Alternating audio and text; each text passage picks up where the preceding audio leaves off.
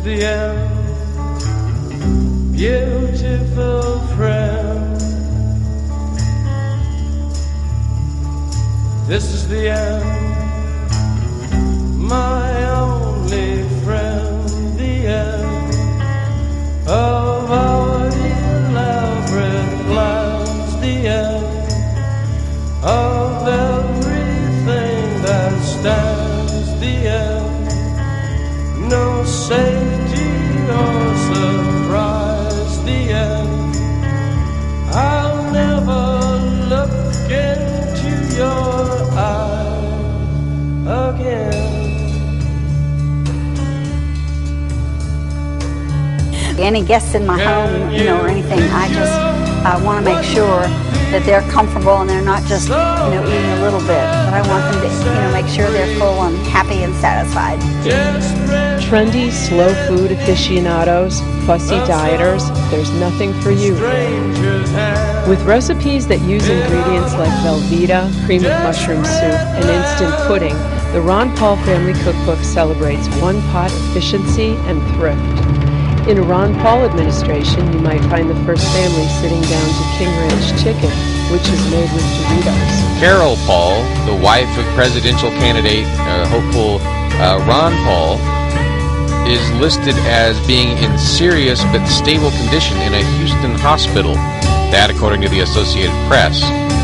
Paul spokesman Jesse Benton says, quote, she has had several abdominal surgeries, unquote. Again, that from the Associated Press. First, I'd like to introduce my wife, Carol. So, Mitt Romney goes to Bilderberg. Just a couple days. The London Guardian reports on it. Eyewitnesses have seen him there. Almost 4. You know what you know about the Bilderberg group. You told me yourself they want a one-world government and that they are here to collude power and use government to get richer. And right after Romney is spotted at the Bilderberg group, you endorse Romney. I have some of the remarks. And I need to stop right now. we just want to know what's going on here, Rand. Are insane, waiting for the summer rain.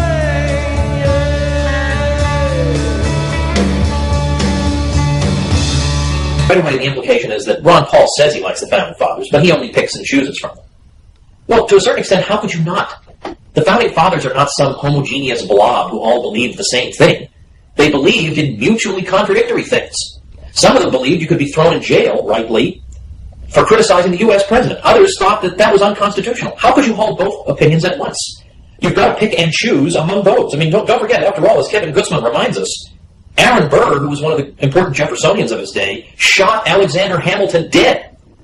So the idea that the Founding Fathers could be embraced in their entirety is ludicrous and nonsensical and ahistorical. I mean, nobody who knows any history at all could make an argument like that. So, for example, with Alexander Hamilton, we're going to embrace everything Hamilton believed. You're going to embrace the idea that we should have a president who served for life, senators who served for life, governors appointed by the president, that we should indeed imprison people for criticizing the president. This is covered under common law. Are these ideas that you want to hold, Jeffrey Lord? Well, if not, then I guess you're being pretty selective with the Founding Fathers, too. This whole thing is just stupid, so let's just move on. I'll mention, by the way, one quick thing. Russell Kirk said that Alexander Hamilton doesn't even qualify as a conservative. And if you don't know who Russell Kirk is, unfortunately, that probably means that you listen to these radio hosts. Russell Kirk was the most important conservative thinker of the 20th century, probably. He deliberately excludes Hamilton from the conservative pantheon for a variety of reasons. Okay, we're told that Washington, as a general, invaded Canada. A new website called libertyclassroom.com, where you can learn real U.S. history, Western civilization, Austrian economics from me and from people I trust, and you can learn it painlessly while driving in your car. And if you have questions, we have discussion forums and recommended readings and live sessions and all kinds of wonderful features. It is like awesome to the gazillionth power. Second way. But, I've always been of small build. I'm only 5'6". I'm a short guy. And so growing up, I kind of took, I know this sounds unbelievably childish, the fact that I had a big appetite and I could eat that whole large pizza as a kind of a reflection of my own masculinity. And hey, I may be a scrawny little kid, but hey, I can eat a horse. And then later, it just suddenly occurred to me, well, you could just not do that. You just stop eating when you're not hungry anymore. And I found that I did lose some weight doing that. But more recently, the second phase, and the more sustainable and frankly enjoyable phase of the weight loss, has occurred simply because my family has adopted more or less the primal blueprint Now, what's that? Well, it's not just diet, and it's not primarily about weight loss, although that is a nice side effect. It's about your overall health. And I'm not going to do it justice, and I'll tell you right now that pretty much I've only followed the dietary parts of it. I haven't had time to integrate anything else into my life, and yet I've still had great results. It's basically saying that this whole low-fat craze that the government's been foisting on you is a whole lot of bunk. That to the contrary, fat is not going to make you fat. Good fats are not going to make you fat. You don't have to worry about, well, gee, I better not eat too much steak, or that'll make me fat, or I better drizzle just, 1/4 of a teaspoon of olive oil in my salad because I don't want to get fat. Olive oil is not going to make you fat. Olives are not going to make you fat. Avocados are not going to make you fat. Eating bacon and even the fatty parts, that's not going to make you fat.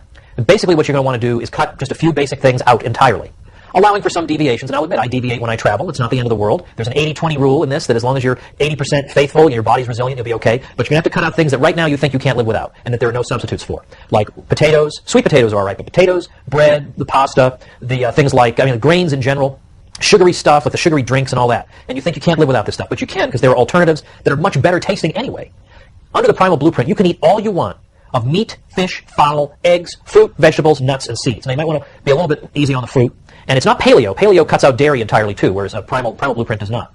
But you don't have to count calories. So I haven't counted a single calorie. I have not sat down at a meal and said, well, gosh, I'd love to have seconds, but, gee, if I add up, I carry the one, and the calories are... haven't even considered doing that. You don't have to do that.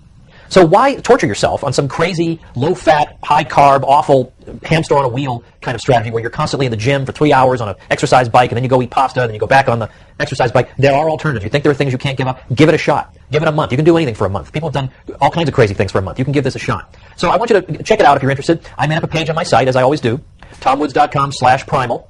And at that link, I'll link you to the basics of it. I'll link you over to Mark Sisson's website and to my interview with Mark Sisson, who's sort of the brains behind this. When I interviewed him when I was guest hosting the Peter Schiff Show some time ago. And I'll also link you to my wife's blog, where she's been chronicling our experience as a family as we've adapted to the Primal Blueprint. And if you're already an expert at this, I especially urge you to head over to tomwoods.com/primal and click on my wife's blog and help us come up with suggestions and figure out, how to fill in some of the gaps and some of the loose ends and so on.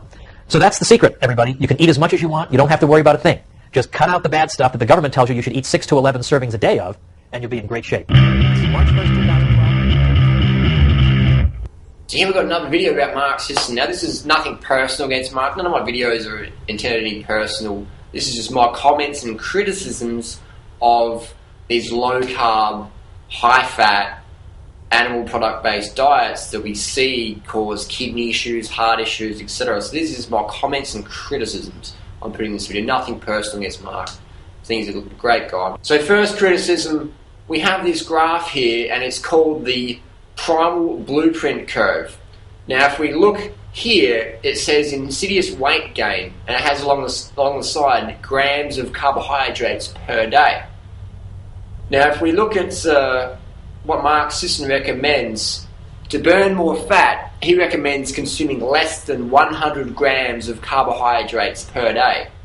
That's like a handful of raisins. That's like a good handful of raisins. Now, people who are getting obese from eating a handful of raisins a day, I don't know about that. Something to me smells a bit fishy, pun intended, a bit fish oily. Now, I know Mark Sisson loves his fish oil. He sells and consumes a lot of fish oil. So my real question is, fishy jokes aside, how on earth does Mark Sisson claim that eating over 150 grams of carbohydrates a day creates insidious weight gain? I mean, has Mark ever been to China? Does Mark even know China exists? So what's the population of China? Is it 1 billion, 2 billion people maybe? It's a lot of people. I've been to China. I look around, and most Chinese people, they look the same. They're slim. And if you go to the cafeterias, it's rice. You look at the big bowls of rice there in China. It's incredible. You go to Taiwan. I've been to Taiwan. I tell people, travel. I encourage people to travel. Eat some carbohydrates so you have enough energy to travel. So you're not in this carb exhaustion coma. So get out there, travel, open your eyes. Keep an open mind, keep your open eyes, and look what's going on. 150 grams of carbohydrates a day is not creating insidious weight gain like Mark Sisson claims. Now Mark Sisson, up the top here, this graph, we have the danger zone. 300 grams of carbohydrates per day. That's the danger zone. And Mark Sisson has the little picture of the obese man in the corner. Well, I'll tell you what. For over 10 years, I've been in Mark Sisson's danger zone based on his caloric recommendations. I've eaten well over 600 grams of carbohydrates per day, on average, for the last 10 years. sometimes has been 1.5 kilograms of carbohydrates in a day. And my main criticism I get from all the low-carb crew, "You're too thin, Durianrider, you're too thin. You look like Skeletor." But yet carbohydrates make you fat. So what I do is I tell people, go back to your gurus and have the conversation. If carbohydrates make you fat, how come Durianrider's nickname is Skeletor? How come? That's a good question. That's an excellent question, isn't it? Cars make you fat, but Durianrider's too thin. Dr. McDougall's too thin. Doug Graham's too thin. Roger Hesker's too thin. Dr. Bernard's too thin. Dr. Ornish is too thin. All these high-carb gurus, what do they have in common? They're all frickin' lean. Father, yes son, I want to kill you.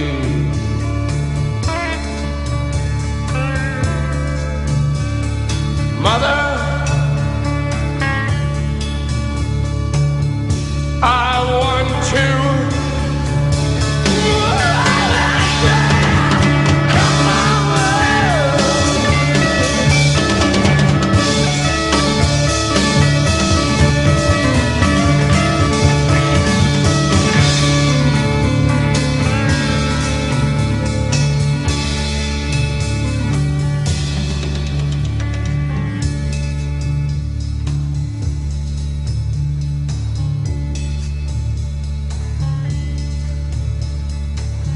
Come on, baby, take a chance with us.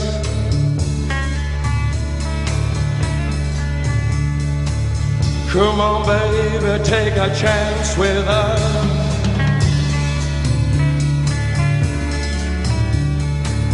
Come on, baby, take a chance with us and meet me at the back of the blue bus. Do not blue rock on the blue bus.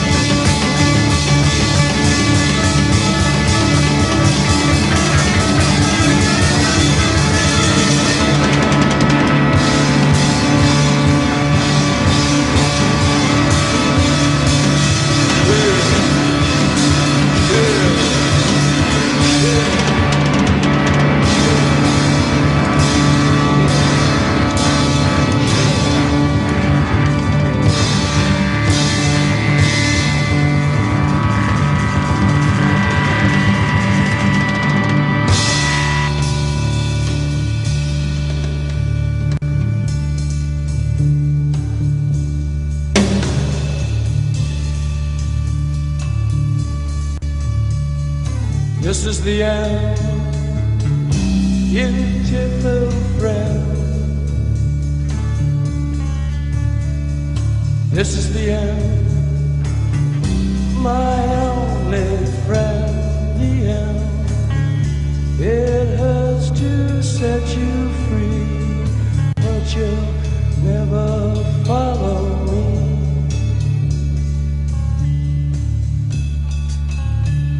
The end of laughter and soft light.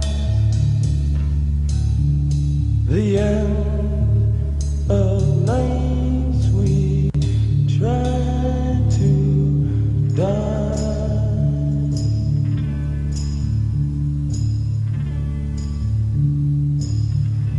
This is